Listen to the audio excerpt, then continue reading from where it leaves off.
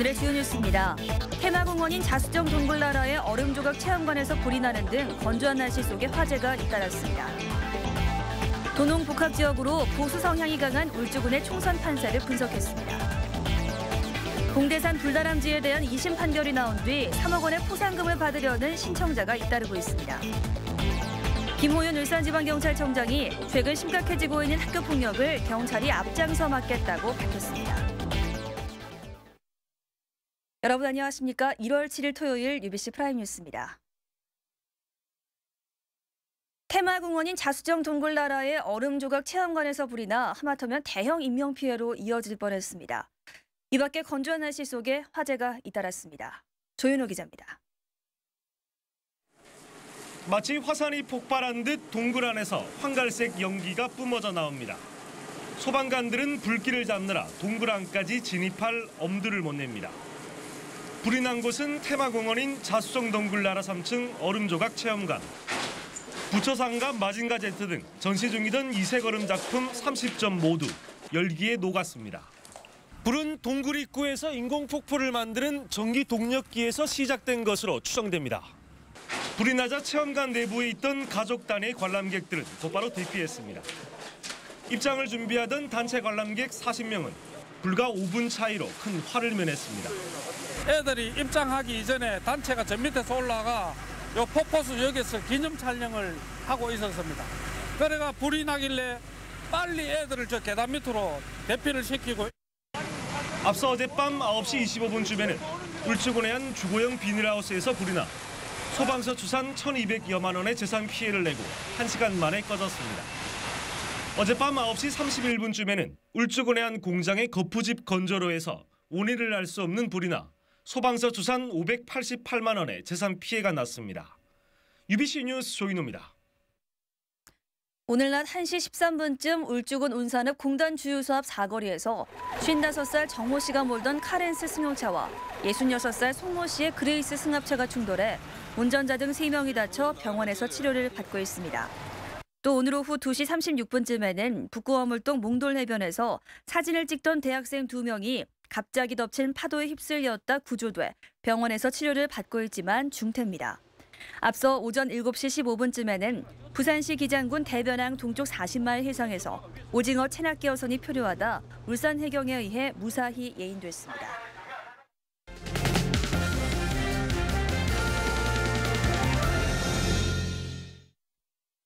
새해를 맞아 4일 뒤 총선 후보군을 알아보는 순서입니다. 오늘은 도농 복합 지역으로 보수 성향이 강한 울주군 편입니다. 보도에 선우석 기자입니다. 건설교통부 차관 출신의 재선인 강길부 의원은 비교적 고령이지만 많은 개발 사업 실적을 내세우며 삼선에 대한 강한 의지를 불태우고 있습니다. 최근 각종 여론조사에서도 상대적으로 높은 지지율을 얻고 있습니다. 강정호 변호사는 울산 변호사의 회장직 수행을 위해 2년 동안 떠났던 당직을 최근 회복하고 출사표를 던졌습니다. 울산대 의대 김문창 교수도 보건복지 전문가로서 한나라당의 보건정책 수립에 일조하고 싶다고 밝히며 출마를 적극 검토하고 있습니다. 이광우 한나라 비전 회장은 보좌관 생활을 통해 배운 정치력을 고향을 위해 헌신하겠다고 밝혔습니다. 시의원 선거와 교육위원 선거에 2차례 출마했던 이종직 씨도 오는 10일 재입당과 동시에 예비후보로 등록할 예정이라고 말했습니다. 야당에선 송규봉 전 노무현 대통령 비서실 선임 행정관이 민주통합당으로 가장 먼저 출사표를 던지고 야권 바람을 일으키겠다고 다짐했습니다. 통합진보당에선 대기업 현장 노동자인 이선호 울산시당 공동위원장이 노동자 정치 실현을 기치로 내걸었습니다. 야권은 후보 단일화엔 뜻을 같이 하고 있어 결국 야권 단일 후보와 한나라당 후보 간의 이파전이 될 것으로 보입니다.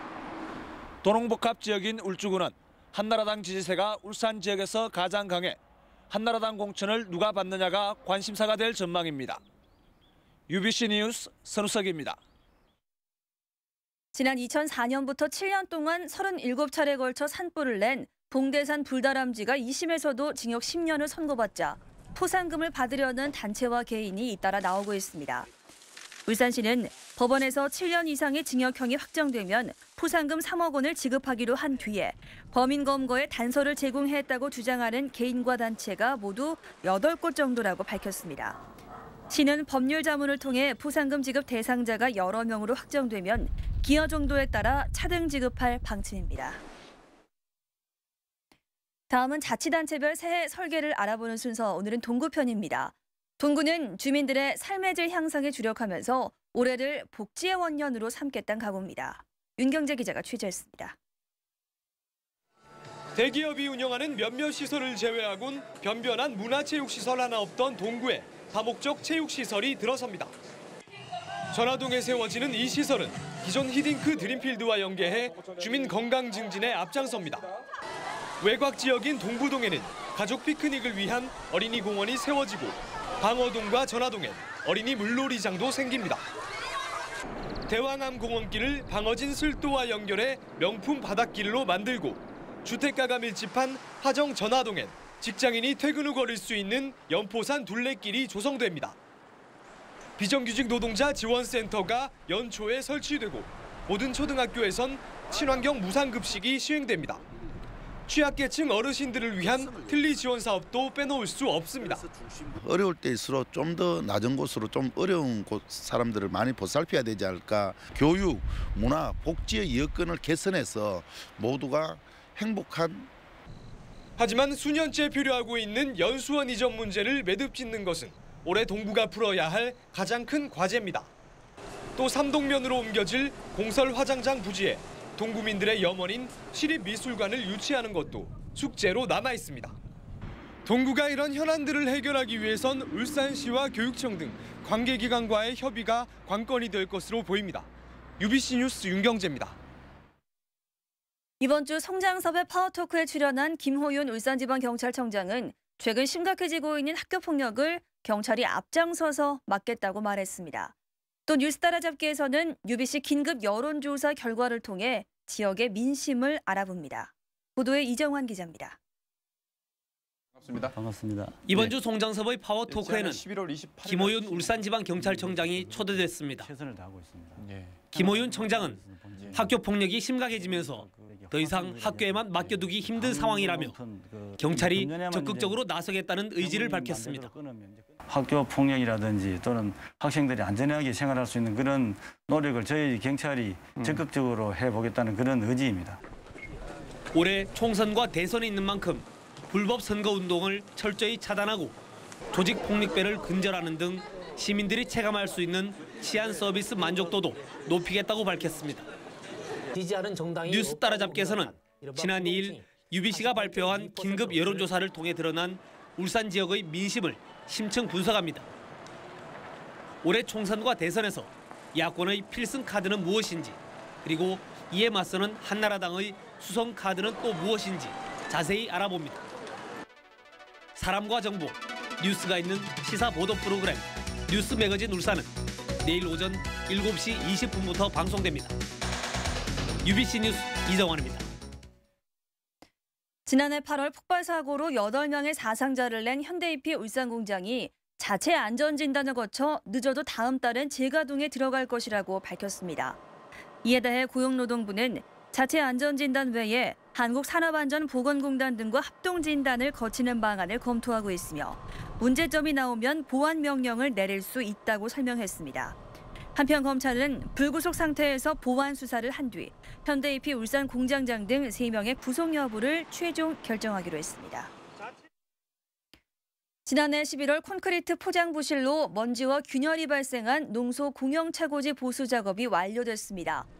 울산시는 차고지 콘크리트 표면의 시멘트 성분을 제거한 뒤 최근 표면 강화제 보강 작업까지 모두 마쳤다고 밝혔습니다. 울산시는 콘크리트 포장 강도가 도로 기준보다 약하게 시공됐고 양생 기간도 짧아서 먼지와 균열이 발생했다고 덧붙였습니다.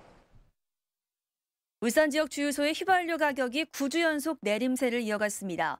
유가정보 시스템인 오피넷에 따르면 이번 주 울산 지역 주유소의 평균 휘발유 가격은 리터당 1924.70원으로 11월 첫째 주 1981.02원 이후 9주 연속으로 또 경유는 리터당 1,781.09원으로 5주 연속으로 내렸습니다. 하지만 최근 이란 사태 등 중동 지역 위기 고조로 다음 주엔 가격 상승 압력을 받을 것으로 예상됩니다. 울산모비스가 동천체육관에서 오리온스의 3연승을 저지하며 5위 전자랜드를 바짝 추격했습니다. 울산모비스는 오늘 양동근의 24득점과 레더의 22득점에 힘입어 오리온스를 80대 65로 꺾고 홈팬들에게 승리를 선사했습니다. 경기 초반부터 앞서가던 울산모비스는 3쿼터 중반 2점 차까지 추격당했지만 양동근이 3점 슛을 터뜨리며 승리했습니다.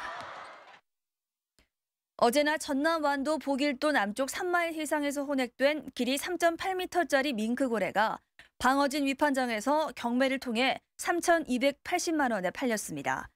수협 관계자는 혼액 당시 죽은 지 하루쯤 지났고 울산으로 옮기는 과정에서 신선도가 떨어져 다소 낮은 가격에 낙찰됐다고 밝혔습니다. 끝으로 날씨입니다. 내일 영남지방 대체로 맑겠습니다. 아침 최저기온은 영하 3도, 낮 최고기온은 9도로 일교차 큰 날씨가 예상됩니다. 농작물 관리와 시설물 및 건강관리에 유의하시기 바랍니다. 바다의 물결은 오전에는 최고 2m로 오후에는 최고 1.5m로 점차 낮아지겠습니다. 다음은 주간 날씨입니다. 울산 지방 다음 한 주 동안 비 소식 없는 가운데 고기압의 영향으로 대체로 맑은 날이 많겠습니다. 기온은 평년과 비슷하겠습니다. 아침 최저기온은 영하권을 맴돌겠지만 낮 기온은 올라서 일교차 큰 날씨가 이어지겠습니다. 눈 뜨면 커피부터 찾는 당신. 그의 몸에 카제인 나트륨이 좋을까, 우유가 좋을까? 프림의 주먹. 프림까지 좋은 커피. 프렌치 카페, 카페믹스. 이상으로 UBC 프라임 뉴스를 모두 마치겠습니다. 편안한 밤 보내시기 바랍니다. 고맙습니다.